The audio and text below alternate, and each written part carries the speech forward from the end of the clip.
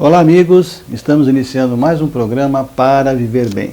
Programa produzido pelo IDHP, Instituto de Desenvolvimento Humano PASIAN, que fica aqui em São Paulo, na Rua Camé 377. Na tela nós passamos o nosso site, pasian.com.br, para você conhecer, acessar. Lembrando que todos os programas que são transmitidos aqui pela TV, eles ficam hospedados. Geralmente no dia seguinte, aqui dessa transmissão, nós já hospedamos o programa e você pode assistir novamente, indicar para alguém. Tem o Fale Conosco também no site, que você pode interagir, dando a sua contribuição, perguntas, comentários. Muito importante sempre essa interação com vocês. Agradeço o Instituto Vera Lúcia Cardoso, que nos dá o apoio cultural para esse projeto. Hoje, programa de estúdio, mais uma pessoa que a gente vai conhecer o belo trabalho pelo que a gente já sondou, não é? E tem muita coisa bacana aí para falar para a gente. É a doutora Aceli Ovelac. Bem-vinda, doutora. Muito obrigada pelo convite. Vim lá de Minas Gerais, para estar aqui com vocês. Estou muito feliz de estar aqui. Pela qualidade do teu trabalho. Eu tomei contato com o seu trabalho através do Face. Eu vi que você estava em São Paulo, a questão de um mês e meio mais ou menos, né? E lançando um livro, e me chamou a atenção, né? O nome foi esse livro, A Bula da Vida, né? Que a gente coloca na tela agora a capa. Me chamou a atenção, aí eu fui fuçar na internet hoje, né? E eu gostei muito, né, do seu trabalho, achei que tem muitas coisas assim em comum com o estilo do programa, com o nosso projeto de vida também. E falei, puxa, mas ela é de Minas, né? Vamos ver se vem. E olha que bom, deu certo. Veio você e seu marido, né? Vai fazer um tour aqui em São Paulo e depois... Nós vamos para a Feira de Livros de Poços de Caldas, que começa essa semana. Muito bom. Bom, vamos falar um pouquinho aqui do seu trabalho. Você é médica, é clínica, né? Eu sou médica, tenho 34 anos já de formada, eu fiz na Universidade Federal de Belo Horizonte. E depois eu fiz clínica, cheguei a trabalhar em CTI. Mas já tem 20 e tantos anos que eu fiz homeopatia. E fiz homeopatia, trabalho com homeopatia até hoje. Fiquei assim quase que numa subespecialidade, porque eu fiz muita parceria com psicólogos e psiquiatras. Então eu trabalhei muito nessa redução do uso de medicamentos, ou no momento de retirada de um antidepressivo, um medicamento para síndrome de pânico e etc. E com esse trabalho eu fui ampliando muito assim, a minha abordagem, o olhar para o cliente, né? Nesse livro, O Bula da Vida, uma fábula sobre meditação e medicação. Acho muito interessante. É uma homenagem a dois mestres, né? Que eu conheci na mesma idade, eu tinha uns 22, 23 anos. Eu conheci um médico que eu acho que o professor Célio de Castro, ele já faleceu. Político, não foi? Ele foi político, foi prefeito de Belo Horizonte, né, faleceu nessa condição. Acho que ser político não é fácil, né? Mas ele foi um grande homem, assim, que abriu o sindicato médico em Minas, trouxe era um homem muito ético, assim, muito dedicado à questão do coletivo. E um olhar muito amplo para o humano. Então, talvez a única coisa que ele me contaminou menos foi com a política. Eu acho que eu me tornei mais consciente, mas nunca fui um ser tão político. Mas ele me abriu muito para esse olhar global, para esse homem que precisa ser visto como inteiro. E nessa mesma época eu conheci um mestre, o monge Tokuda, um mestre zen. Hoje ele está no Japão, ele já está mais velho, acho que vem ao Brasil esse ano, e que me ensinou a meditar. Então eu faço até uma homenagem, no livro eu cito aqui um momentinho aqui para os dois, dizendo que o monge Tokuda me ensinou, assim, eu dedico esse livro ao Dr. Célio de Castro, que ensinava a arte de medicar, e que despertava a consciência que nos qualifica como humano. E o monge Tokuda, que ao ensinar a arte de meditar, medicava as visões estreitas que adoecem as realidades. Você começou com essa visão nessa época, né? Nessa época. Então você vê, hoje fala-se muito do trabalho da mente, a meditação começou a ser aceita em alguns postos de saúde, alguns hospitais têm feito esse trabalho com seus pacientes, Mas naquela época era assim? Não, naquela época, por exemplo, a própria homeopatia era quase perto de ser benzedeira, né? Mas isso foi abrindo muito. Eu acho que o fato de eu ter uma boa formação como clínica me ajudou muito. O Dr. Célio de Castro me ensinou isso, assim, de você ter uma boa base, de você respeitar o outro e falar, olha, isso que você sabe, eu também sei, eu tenho uma pós-graduação e tal, mas eu estou abrindo, eu estou dizendo algo mais, porque eu acho que a gente, para abrir um novo paradigma, a gente não tem que invalidar o velho, a gente respeita e abre, né? Respeita o ponto que o outro está e abre a janela. A meditação chegou muito cedo na minha vida e recentemente, quando eu fiz a fábula, nesse livro chamado, é uma fábula, né? A Bula da Vida é uma fábula. Acho que eu não sou uma escritora, eu sou uma contadora de história. E às vezes as pessoas falam, não, mas você escreve. Eu falo, bom, eu não sou, porque eu acho que o escritor, ele quer principalmente escrever. Eu acho que eu quero curar, eu quero cuidar. Então eu acho que eu sou essencialmente médica. Eu escrevo fábula, porque eu tenho mais afinidade, mas também porque no símbolo não existem seres analfabetos, não existem espíritos analfabetos. Então, qualquer ser pode entender uma fábula. Acho que por isso os grandes mestres trabalharam com fábulas e metáforas. Bom. Essa tua ideia de trabalhar de uma forma holística, né? Já vem lá de trás? Foi o contato com essas duas pessoas? Ou você foi desenvolvendo isso à medida que começou a ter um contato com a medicina, um contato com a meditação? Muito cedo, já logo depois que eu fiz residência de clínica, eu tive dúvidas se eu devia ter feito psicologia ou psiquiatria, mas psiquiatria era muito limitado, na época até o arsenal de medicação, né, que hoje é o mais simples. Então, naquela época, eu já via que eu acho que a minha sala de visita para o mundo é meu consultório. Eu já trabalhei em hospital, em CTI, mas minha sala de visita é o consultório, onde eu vejo esse homem inteiro na intimidade, né? E começou a ser difícil isso, de você, estou falando de 30 anos atrás, 30 e tantos, que às vezes mal tinha endoscopia no Brasil, né? Então, você pedia um RED, que era um exame de estômago, e não dava nada. Então, você dizia para a pessoa, olha, você não tem nada. Então era como se você dissesse, vá para casa, daqui 2, 3 anos você volta com uma úlcera, que eu consigo te diagnosticar. Então eu falei, esse caminho está errado, né? E hoje eu já fui trilhando isso. Quando eu fiz a fábula, eu vi que eu peguei o fio disso, o dia que eu, após uma meditação, entendi que meditar e medicar tem só um T e um C de diferença, né? Meditar e medicar. E que fui procurar o radical, o que significaria, vem do radical medida, né? Então eu entendi que tanto medicar, como ensinar, despertar alguém a medicação, é ajudar o outro a tocar a medida da realidade que ele está. Ele está numa realidade, que às vezes ela parece estreita, mas se você abre, você consegue trocar essa medida. E esse TC, para mim, ficou como transformação de consciência, né? Porque você pode estar no mesmo problema com uma outra consciência. Eu pedi um minutinho só para o nosso intervalo, mas eu estou achando que tem mais coisa para você falar sobre isso. Um minutinho só. Um minutinho, já voltamos aqui com a doutora Celia. Até já.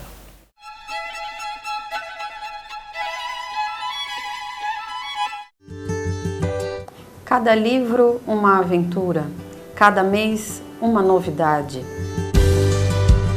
No Clube do Livro IDHP, você estará em contato permanente com tudo o que há de melhor para seu conhecimento, cultura e evolução. Associe-se já. Não deixe para depois o que é muito importante para você agora. Acesse o site pazian.com.br.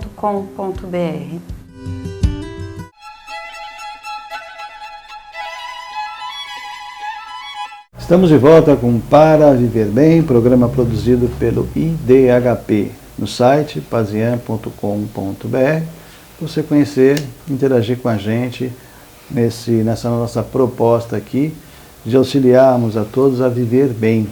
E para isso, toda semana a gente traz um convidado diferente. Algumas vezes nós visitamos alguma instituição para trazer assim uma gama de informações para cada um pensar um pouquinho, rever seus conceitos, seus padrões e caminhar rumo à felicidade, que eu acho que é o objetivo de todos nós. Estamos aqui com a doutora Celi Ovelac, uma conversa aí bem interessante.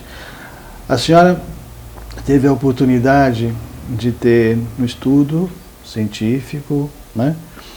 E ter também a parte meditativa, que embora eu considero também uma ciência, mas é vista, pelo menos no passado, era vista como algo muito lúdico, assim, uma coisa mística, né?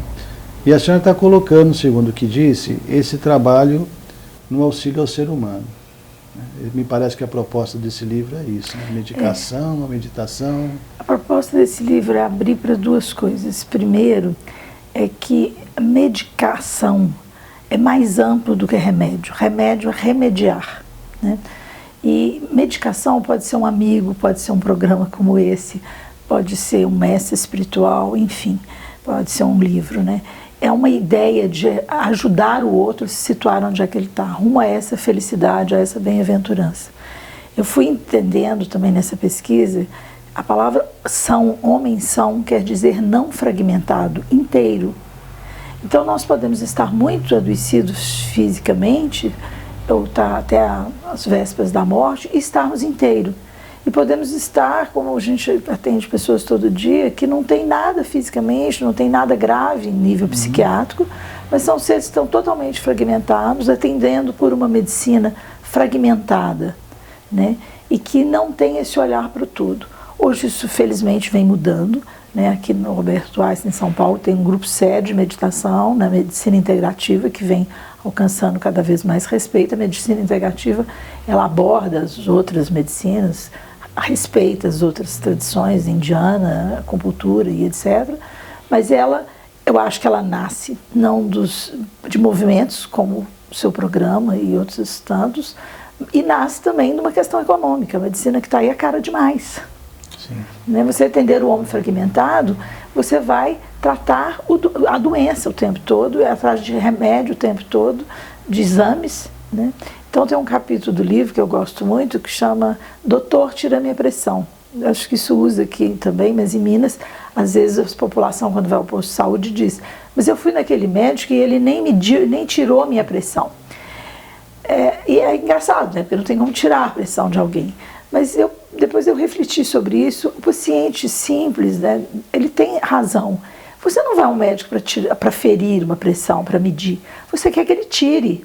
E talvez ele medisse a pressão, pelo menos, dá uma ideia que ele olhou para você. Hoje esse livro defende muito a relação médico-paciente. Quer dizer, a relação de encontro entre seres humanos. Eu preciso ver quem é você nesse momento, né, para te dar uma medida. Talvez eu não consiga tirar uma insulina, porque não temos recurso ainda para um diabético. Mas cada consulta é uma, cada encontro é uma, ele tem uma palavra. E esse estreitamento de uma medicação que vai virando só remédio, né? Então a medicação é muito amplo, pode ser uma cirurgia, mas ele precisa de seria uma mudança de conceito, né? De tratar-se os sintomas para ir direto nas causas? Também, eu acho que no livro eu abordo essa coisa. A gente tem níveis diferentes de saúde. Nós temos e níveis diferentes de doença. Até do nosso humor. Nós podemos falar que estávamos mais saudáveis ontem e mais adoecidos nesse momento. Mas a gente tem níveis diferentes. A gente tem doença que está no físico, a gente tem doença que está no físico e no energético, que é onde a acupuntura e a medicina, a homeopatia entra bem. A gente tem doença que está no emocional e no mental, onde as psicoterapias. A gente tem doenças que estão em questões mais sutis, como né, tantos trabalhos, como o próprio trabalho espírita, aborda isso muito bem. Mas, enfim, nós estamos falando de um ser humano só. E esse ser humano precisa ser visto como um todo. Então, se uma pessoa foi atropelada e quebrou uma perna, então ela precisa de um ortopedista, uma cirurgia, né, enfim. Mas se isso não está calcificando, o que é isso? É alimentação? É cuidado? Ela está desvitalizada? Não, é mental, é um idoso que está tendo ganhos. Enfim, nós precisamos compreender esse ser como um todo e procurar ajuda em mais de um lugar. A questão é não estreitar. Remédio não vai curar ninguém. Eu acredito que a pessoa se cure. Ela tem, aliás, nem se cure. Eu acho que, isso eu aprendi na meditação, que eu acho que tem um lado nosso que é inteiro, é saudável, é feliz, nunca adoeceu. né? E de lá que a gente tem que buscar ajuda. Eu falo que já tem muitos anos que eu não vivo da doença de ninguém, eu vivo da saúde. Porque mesmo hoje eu tenho trabalhado muito com pacientes oncológicos, né? Que estão em tratamento com quimioterapia, para apoiar esse sofrimento que é durante a quimio, e mesmo com a homeopatia, com um tratamento que chama fatores de auto-organização, para ajudar a repor essa vitalidade. Então, nesse momento, a gente está trabalhando, tem um colega lá, oncologista, na infantaria daquela quimio pesada, e nós estamos com os outros aspectos. E procurando ajuda, inclusive nas famílias, no apoio espiritual para os outros aspectos. Essa visão sua, eu vou dizer assim, quero até saber a sua opinião, há 20 anos atrás era um pouco praticável assim. Hoje já é bem mais aceita. Mas mesmo assim, você sente no meio acadêmico uma certa restrição a esse tipo de pensamento ou já diminuiu bastante? Olha, primeiro, acho que há 20 anos atrás, 50 anos atrás, teríamos muito preconceito. Mas há 100, há 200, há 2000 anos no hipócrita não tínhamos nenhum. Eu acho que o homem ficou muito encantado com a mente dele, com os remédios que conseguiu produzir. Acho que os médicos antigamente eram mais cuidadosos e mais humildes. Tinha esse né? jeito de ver, né? Então a gente ficou encantado com a ciência, né? Né? E com o Deus Economia também, que vende muita coisa, e saúde rápida. Quer dizer, as pessoas querem uma saúde rápida, não querem cuidar. Não tem isso. Você tem que cuidar de você mesmo, você tem que buscar os seus recursos. Então esse imediatismo, você feliz, sem muito cuidado e tal, sem muito trabalho de evolução, isso não existe. Mas é algo muito vendável, né? Mas hoje eu percebo que isso vem mudando. Primeiro que eu já estou numa outra faixa etária já há muito tempo, que eu olho para isso e acho que o outro está de um ponto de vista limitado. E que ele talvez vai abrir. Não cabe a nós convencê-lo de nada. E também na faixa etária que eu estou, mesmo meus colegas que formaram comigo já me olham de outro jeito, porque eles também estão envelhecendo, né? E eles também não querem tomar tantos remédios. As faixa etária, você está nova ainda, faixa etária. Vou pedir mais um minutinho. Tá bom. Gente, mais um rápido intervalo e já voltamos aqui com Para Viver Bem. Até já.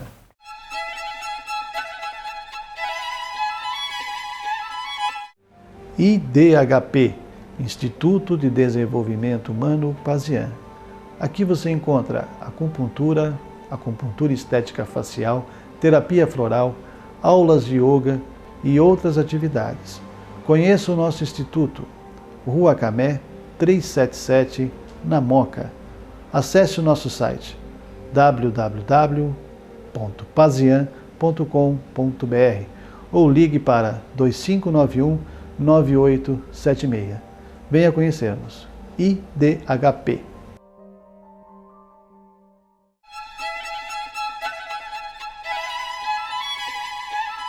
Estamos de volta com Para Viver Bem, programa produzido pelo IDHP, com apoio cultural do Instituto Vera Lúcia Cardoso. Estamos aqui com a doutora Celi hoje, num papo bem gostoso, aprendendo. E esse teu jeito tranquilo, jeito bem mineiro, né? Juntou com a homeopatia, com a meditação, um casamento perfeito. A senhora atende em BH? Eu atendo em Belo Horizonte, eu tive uma clínica por 25 anos que chama Procurar-se, em prol de curar-se a si mesma, né? Okay. E dou grupos há muito tempo, hoje dou grupos que eu chamo de bem-aventurança, e trabalho muito com meditação no sentido de ajudar o ser humano a achar essa estabilidade, porque hoje nós vivemos entre a hiperatividade e a exaustão. Na inspiração eu trago a minha presença, meditar é principalmente presença, e na inspiração eu relaxo, e é um ponto de equilíbrio que eu vivo, né? Esse livro, A Bula da Vida, uma fábula sobre meditação e meditação, é da editora Gutenberg, e eles me deram essa oportunidade, inclusive, de respeitar as ilustrações, que são a obra de uma artista plástica conhecida em mim, né, a Jussara Costa. É uma obra linda, e eles conseguiram fazer o livro, inclusive numa versão com custo bem razoável, com toda a obra dela, porque tem mandalas. Isso para mim, quando eles quiseram comprar os direitos autorais, foi importante vir as imagens, porque eu acho que a gente trabalha também com imagem, nem tudo cabe na palavra falada, principalmente em níveis de cura mais sutis.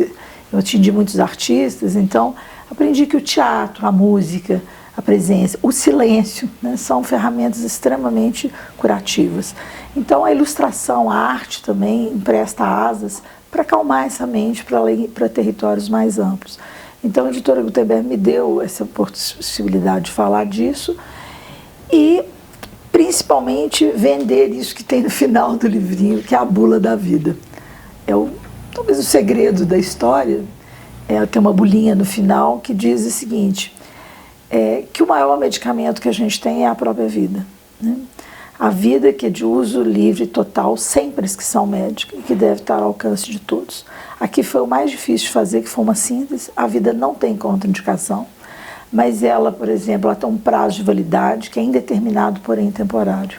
Então cada um deve usar a sua vida o melhor que puder. E coloca aqui também o efeito esperado, que depois de um certo tempo de vida é esperado que você evolua, que você amplie sua consciência, que você tenha compaixão, né? Que você usufrua um pouco dessa felicidade essencial. Falo das reações adversas, né? Que passa pela vida. Mesmo uma bula. É uma bulinha, das interações medicamentosas, do perigo que tem, né? E que também a vida é um perigoso veneno se não seja respeitadas suas intercorrelações com os outros seres vivos, né? Como muita questão humana tem sido nesse momento. A responsabilidade social, a cultura de paz são antídotos, nesse caso, da vida virar um veneno. Aqui brinco para as pessoas acessarem o fabricante, que está sempre disponível para nós, né? Gratuitamente, em qualquer lugar, né? 00 infinito, TC, que é transformação de consciência. E sugiro que, caso não acesse, né, esse fabricante, confira sua conexão com a consciência universal, né? Que meditação não se limita a nenhuma religião, nenhuma cultura ou época, e é um grande medicamento auxiliar da vida. Por fim, que, claro, essa é uma bula genérica, né? Porque cada um tem que desvendar a sua própria vida, sua própria história, e quando conseguir, tentar, como você está fazendo aqui, auxiliar outros, né? Achar esse fio da história. Você disse que não sabe escrever, eu não gosto, mas é escritora, é contadora de história, acho que você é uma excelente escritora, viu?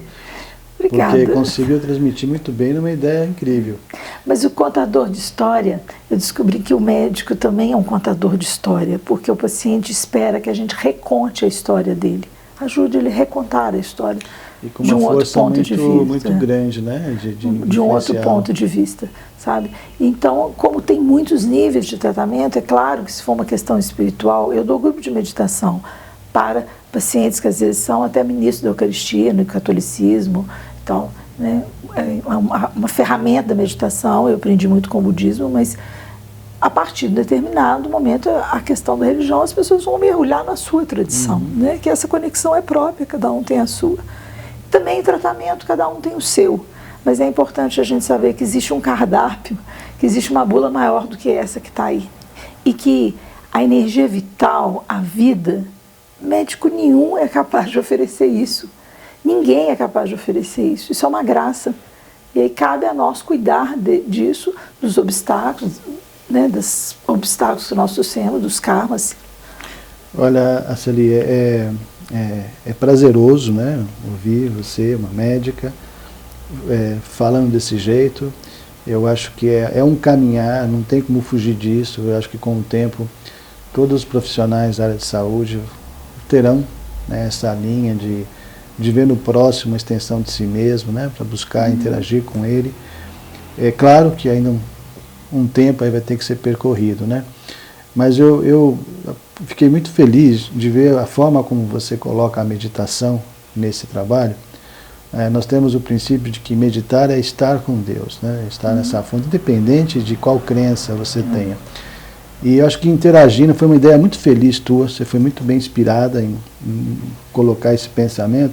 E eu não li o livro ainda, mas pelo que a gente está conversando aqui, quer dizer, vou ler rapidinho. Espero que vocês leiam também, reflitam bastante no que foi falado. Assistam de novo. Né? Uma pessoa num dos lançamentos, que foi até num hospital, num grande hospital em Belo Horizonte, fez uma pergunta que foi interessante. Ela falou: mas eu não sei fazer tão devagar, eu sou uma pessoa apressada, minha vida é apressada. Ainda a gente está em São Paulo, eu acho importante essa pergunta dela. E o que eu respondi: não é fazer rápido nem lento, é fazer presente. Tem coisas que a gente vai fazer rápido mesmo, tirar uma criança de um risco, ou chegar num lugar. Mas a questão é presente. Eu estou presente. E não tem jeito de estar presente se eu estou em muitos lugares. Então eu recomendo às pessoas, assim, os neurônios só fazem uma coisa de cada vez, eles saltam. A neurociência já mostrou isso, mas é uma coisa de cada vez. Então, se você está passando e-mail, você está passando e-mail. Se você está no celular, você está no celular. Não é fácil fazer isso com tanto estímulo, mas se nós estamos conversando agora, nesse momento, você é a pessoa mais importante do universo e como transmissor do que a gente está fazendo aqui para outras pessoas. Mas é isso, só existe aqui. E isso é a presença, né? E presença é a consciência universal, é Deus, é amor. Tem um mestre budista, Thich Nhat Hanh. Eu acho lindo os livrinhos dele, né? Ele trabalha bem essa linha. Eu conheci Thich Nhat pessoalmente, ele esteve no Brasil, né? Ele tem uma frase bonita, lavando os pratos, né? Mas presente aqui. E eu acho que os colegas médicos, os colegas terapeutas, porque terapeuta é uma palavra grande, eu sou do Colégio Internacional dos Terapeutas de Alexandria, ligado à Unipaz, e lá um terapeuta não é um médico ou um psicólogo, qualquer pessoa, né? Pode ser um terapeuta ambiental, um terapeuta social, enfim. As pessoas podem entrar para o colégio sendo, porque a gente nós somos os mestres uns dos outros, né? E nesse aspecto eu acho que é fundamental as pessoas estarem presentes, inteiras ali, né? Nessa vivência, e os médicos principalmente, né? Não têm sido muitas vezes felizes no trabalho, porque a sociedade está muito adoecida, é pesado, né? Celi, chegamos no final. Vai rápido, né? Vai rápido. Mas olha, de coração, muito obrigado. Pois foi eu ótimo. Também gostei muito de estar com Desejo vocês. aí. Eu vou mandar depois a publicação da clínica que eu escrevi. Eu agradeço a audiência, a presença de vocês. A partir de amanhã vai estar no nosso site a entrevista com a doutora Celi. E a capa do livro já foi colocada algumas vezes aí nas livrarias, tá bom, gente? Beijo no coração, fiquem em paz, até a semana que vem.